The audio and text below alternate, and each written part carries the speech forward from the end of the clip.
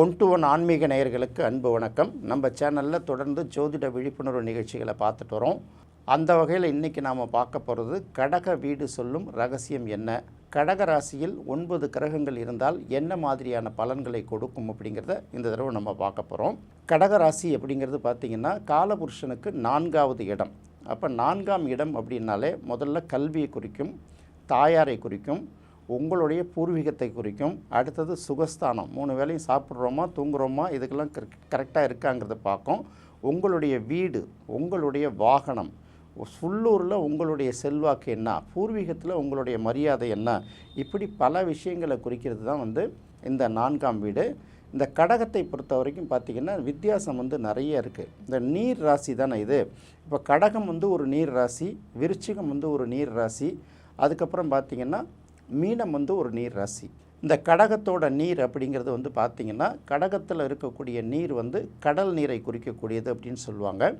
விருச்சிகத்தில் இருக்கக்கூடிய நீருங்கிறது கிணற்று நீரை குறிக்கக்கூடியது. மீனத்தில் இருக்கக்கூடிய நீர் அப்படிங்கிறது குடிநீரை குறிக்கக்கூடியது அப்படின்னு பல நூல்களில் சொல்லப்பட்டிருக்கு. ஆனாலும் ஒரு சிலர் என்ன சொல்கிறாங்கன்னா கடகம் குடிநீர் அப்படின்னு சொல்லிட்டோம், மீனம் கடல் நீர்னு சொல்கிறாங்க. அது அவங்களுடைய அனுபவங்களில் என்ன வருதோ அதை நீங்கள் அவங்க எடுத்து பார்த்துக்கலாங்கிறத நம்ம இந்த இடத்துல சொல்ல போகிறோம்.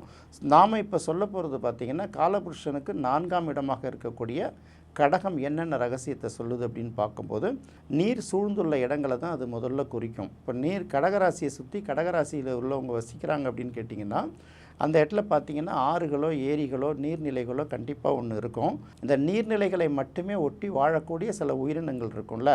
இப்போ நம்ம என்ன சொல்லுவோம், கரையான் எந்த இடத்துல இருக்கோ அந்த இடத்துல தோண்டினோம்னா தண்ணி வருங்கிறோம்ல. ஸோ அந்த இடத்துல நீர், அப்போ கரையான் அங்கே இருக்கும். எறும்பு புற்றுகள்லாம் எங்கே இருக்கோ அந்த இடத்துல கொஞ்சம் ஒட்டி நீர் நல்லாயிருக்கும் அப்படின்னு நினைக்கிறோம்ல.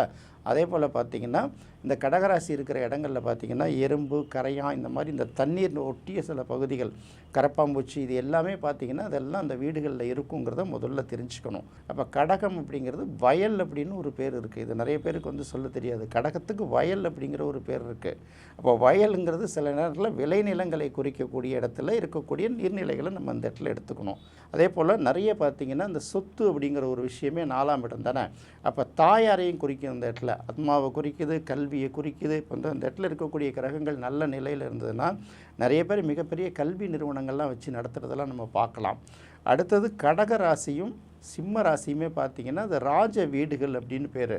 இந்த 2 ராசிகளோட இயக்கத்தை வச்சு தான் மற்ற கிரகங்கள் எல்லாமே இயங்குது அப்படிங்கிறத தெரிஞ்சுக்கணும். கடகராசியில் பிறந்தவர்கள் யாராக இருந்தாலும் சரி, அவர்கள் பிறப்பதற்கு முன்னாடி அந்த குடும்பம் எப்படி இருக்குது, அதுக்கப்புறம் பிறந்ததுக்கு அப்புறம் அந்த குடும்பம் எப்படி இருக்குதுன்னு பார்த்திங்கன்னா ஏதாவது ஒரு மாற்றம் அவர்களுக்கு கண்டிப்பாக நடந்தே தீருங்கிறத ரொம்ப முக்கியமாக எடுத்துக்கணும்.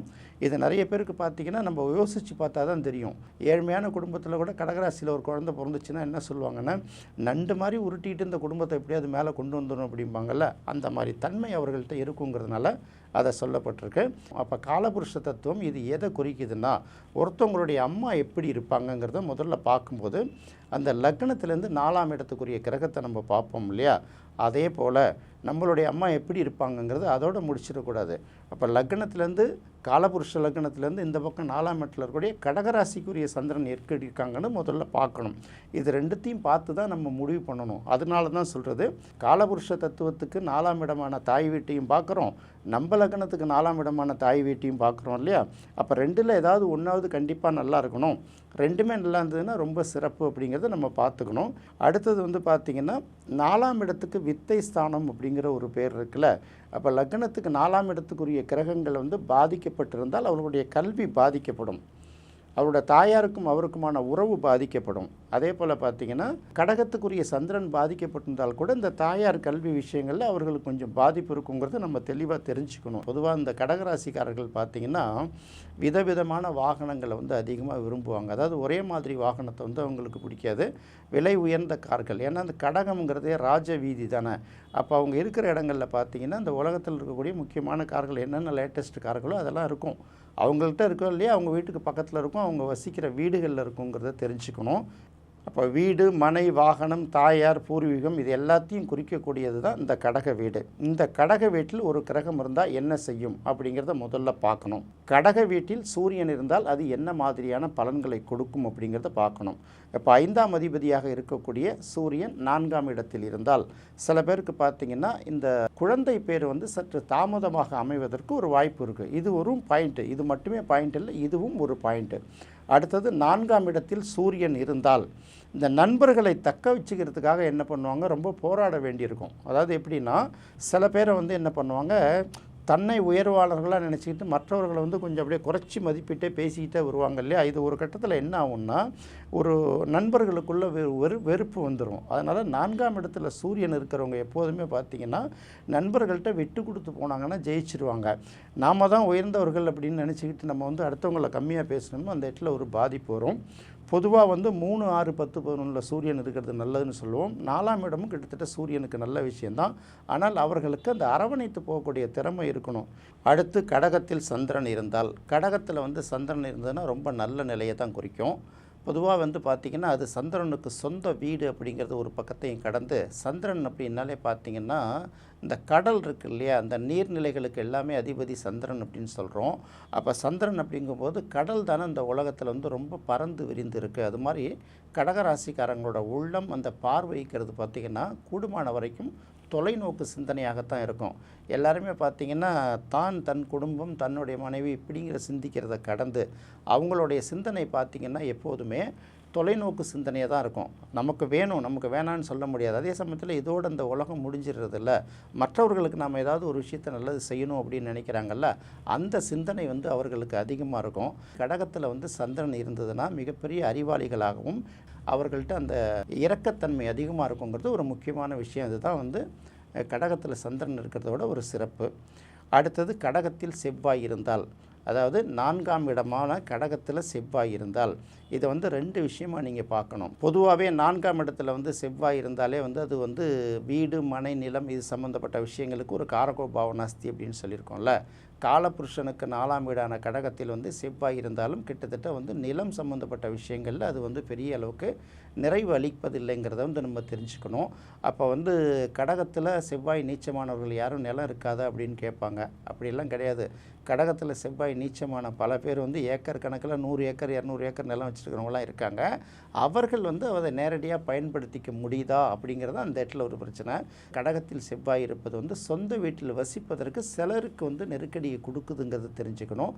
அதே சமயத்தில் செவ்வாய் நீச்சமாவதனால அவர்கள் வந்து வீரியம் குன்றியவர்கள் அப்படின்னு நினச்சிடக்கூடாது. எதுவாக இருந்தாலும் ரொம்ப கோபத்தில் கை நீட்டுறவர்களும் செவ்வாய் நீச்சமானவர்கள் தாங்கிறத தெரிஞ்சுக்கணுங்கிறத இங்கே வந்து நம்ம புரிஞ்சிக்க வேண்டியிருக்கு. அடுத்து கடகராசியில் புதன் இருந்தால், இதை ரொம்ப உற்று கவனிக்க வேண்டிய ஒரு விஷயம். சந்திரன் வந்து ஒரு அறிவை குறிக்கக்கூடிய கிரகம், சிந்தனையை கிரியேட்டிவிட்டியை குறிக்கக்கூடிய ஒரு கிரகம். புதன் அப்படிங்கிறது பார்த்திங்கன்னா கல்வியையும் புத்திசாலித்தனத்தையும் குறிக்கக்கூடிய கிரகம். இந்த கடகத்தில் புதன் இருந்தால் பொதுவாக பார்த்திங்கன்னா கடகம்ங்கிறது புதனுக்கு பகை வீடுங்கிறது முதல்ல தெரிஞ்சுக்கணும். அப்போ காலபுருஷ லக்கணத்துக்கு 4ஆம் வீடான கடகத்தில் புதன் இருந்தால் அது பெரிய அளவுக்கு ஒரு நல்ல விஷயங்களை கொடுக்காது அப்படிங்கிறத தெரிஞ்சுக்கணும். சில பேர் பார்த்திங்கன்னா சின்ன சின்ன விஷயங்கள்லாம் பார்த்திங்கன்னா டக்குன்னு அப்செட் ஆயிடுவாங்க இல்லைங்களா. நல்லா போயிட்டே இருப்பாங்க, நல்லா எமோஷனாக பேசுவாங்க, திடீர்னு அப்செட் ஆயிடுவாங்க, திடீர்னு அப்படியே கொஞ்சம் நேரம் பேசாமலேலாம் இருப்பாங்கள்ல. இந்த மாதிரி சில விஷயங்கள் இருக்கும். அடுத்து பார்த்திங்கன்னா இந்த அறிவு ரீதியான வாக்குவாதங்கள் வந்து அவர்கள்ட்ட ரொம்ப அதிகமாக இருக்கும். இப்போ எதை சொன்னாலும் வந்து ஏதாவது சில விஷயங்கள் பேசுவாங்க. அவர்கள் பேசுகிறது ரொம்ப அறிவுபூர்வமாக தான் இருக்கும். ஆனால் யார்கிட்ட பேசுகிறோன்னு தெரியாமல் பேசி சொல்லுவாங்கள்ல, இது ஏன் அதுக்கிட்ட அந்த மாதிரி போய் பேசினேன், அவர் என்ன பொசிஷனில் இருக்கார், ஓம் பொசிஷன் என்ன, அப்படி போய் அங்கே போய் பேசலாமா அப்படின்னு சொல்கிறாங்கல்ல. அந்த மாதிரி சில நேரங்களில் அவங்க பேசிட ஆரம்பிச்சிடுவாங்க. சில நேரங்களில் அந்த மனக்குழப்பமும் அவங்களுக்கு அதிகமாக ஏற்படும். அதாவது நிறைய படித்து வச்சுருப்பாங்க, இதை எப்படியாவது சொல்லணும், இதை யார்கிட்ட சொல்கிறதுங்கிறது தான் பெரிய பிரச்சனையாகிடும் அவங்களுக்கு. அதனால் பொதுவாகவே 4ஆம் இடத்தில் புதன் இருப்பது, காலபுருஷ லக்கணத்துக்கு 4ஆம் இடமான கடகத்தில் புதன் இருப்பது, கல்வி அறிவு இருந்தாலும் அதை எப்படி பயன்படுத்திக்கிறதுங்கிற இடத்துல சில நேரங்களில் அவங்களுக்கு குழப்பம் வருங்கிறத நம்ம தெரிஞ்சுக்கணும். அடுத்து கடகத்தில் குரு இருந்தால், காலபுருஷனுக்கு 4ஆம் இடமான கடக வீட்டில் குரு இருந்தால் அது ரொம்ப சிறப்பு இல்லையா. கடகத்தில் வந்து குரு உச்சமாகக்கூடிய இடம் இல்லையா. நம்ம கரெக்டாக எடுத்துக்கலாம். கடலோரம் திருச்செந்தூர் முருகனை தான் இது பொதுவாக ஞாபகம் வச்சுப்பாங்க. அப்போ இந்த கடகத்தில் குரு இருந்தால் அது என்ன லக்னமாவது இருந்துட்டு போகுது. கடகத்தில் குரு இருந்தாலே பார்த்திங்கன்னா அவங்களுக்கு வந்து இந்த ESP power, extra sensory perception சொல்லுவாங்கள்ல, அந்த மாதிரி அவங்களுக்கு ஏதோ ஒரு வகையில், அதாவது தான் படித்தது தனக்கு முன்பின் தொடர்பில்லாத சில விஷயங்களில் வந்து அவர்களுக்கு ஆர்வம் அதிகரித்து அதில் வந்து அவங்க பல்வேறு நபர்கள் வந்து நிபுணத்துவமாகலாம் ஆயிடுறாங்க. அடுத்தது பார்த்திங்கன்னா கடகத்தில் வந்து பொதுவாக குரு 4ஆம் இடத்துல குரு இருந்தாலே இயல்பாகவே பார்த்திங்கன்னா உங்களுக்கு அடிப்படை தேவைகளுக்கு பெரிய அளவுக்கு போராட்டம் இருக்காதுங்கிறத முதல்ல புரிஞ்சுக்கணும். அடுத்து காலபுருஷனுக்கு 4ஆம் வீடான கடக வீட்டில் சுக்கிரன் இருந்தால், கடக வீட்டில் சுக்கிரன் இருப்பது வந்து அவ்வளோ ஒரு பெரிய சிறப்பு அப்படின்னு சொல்ல முடியாது. ஏன்னா சுக்கிரனுக்கு முதல்ல கடகமும் சிம்மமும் பகை வீடுங்கிற முடிவுக்கு வந்துடணும். இருந்தாலும் அந்த இடத்துல வெவ்வேறு மாதிரியான சிறப்புகள் இருக்குது.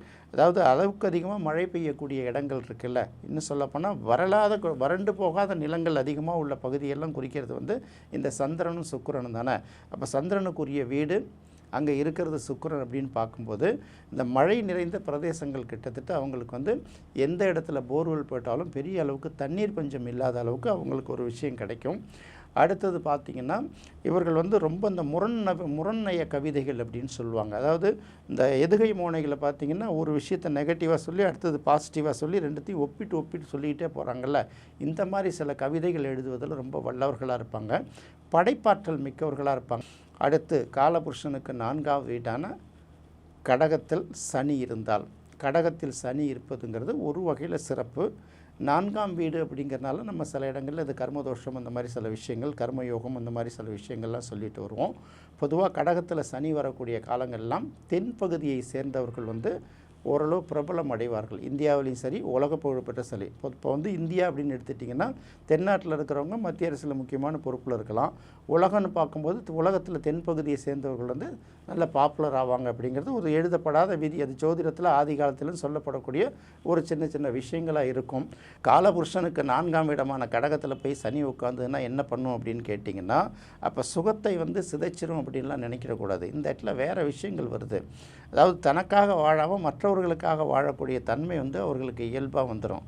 சினிமா துறை, ஊடகத்துறை, அதுக்கப்புறம் பார்த்திங்கன்னா நீர்ப்பாசனத்துறை அப்படின்னு சொல்லப்போனால் அந்த மதுபான துறைகள், இந்த மாதிரி விஷயங்கள் எல்லாம் வந்து அவங்களுடைய சாதனைகள் வந்து அதிகமாக இருக்கும்.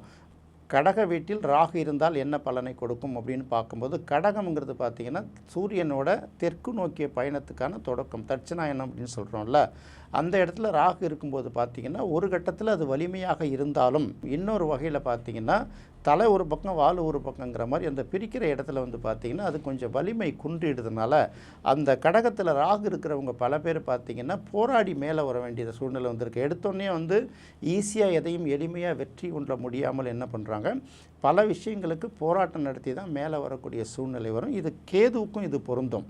அடுத்தது பார்த்திங்கன்னா நிறைய வீடுகளில் பார்த்திங்கன்னா அந்த விட்டு கொடுத்து போகிறவர்கள் அப்படின்னு சொல்லுவாங்க இல்லையா.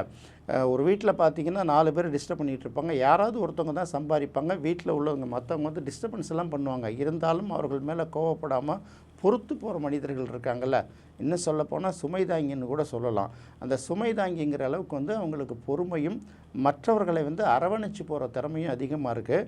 அவங்களோட முன்னேற்றத்துக்காக பார்த்திங்கன்னா இது நான் கடகத்தில் இருக்கக்கூடிய ராகு கேது ரெண்டுத்துக்குமே சேர்த்து சொல்கிறேன். முன்னேற்றம் அப்படிங்கிறது பார்க்கும்போது பார்த்திங்கன்னா கொஞ்சம் படிப்படியான முன்னேற்றத்தை நோக்கி தான் போயிட்டுருப்பாங்க. இவங்க எந்த அளவுக்கு கொஞ்சம் கொஞ்சமாக முன்னேறுறாங்களோ அந்த அளவுக்கு அவங்களுக்கு தேவையான கமிட்மெண்ட்ஸும் இன்னொரு பக்கம் அதிகரிச்சுட்டே போகுங்கிறது இதில் ஒரு முக்கியமான பாயிண்ட் இருக்குது. என்ன நேயர்களே, காலபுருஷனுக்கு 4ஆம் வீடான கடகம் வீடு என்ன ரகசியத்தை சொல்லுகிறது, அங்கே இருக்கக்கூடிய கிரகங்கள் என்னென்ன மாதிரியான பலன்களை தருங்கிறத இந்த நிகழ்ச்சியில் பார்த்தோம். மீண்டும் மற்றொரு சுவையான நிகழ்ச்சியில் சந்திக்கலாம். நன்றி, வணக்கம்.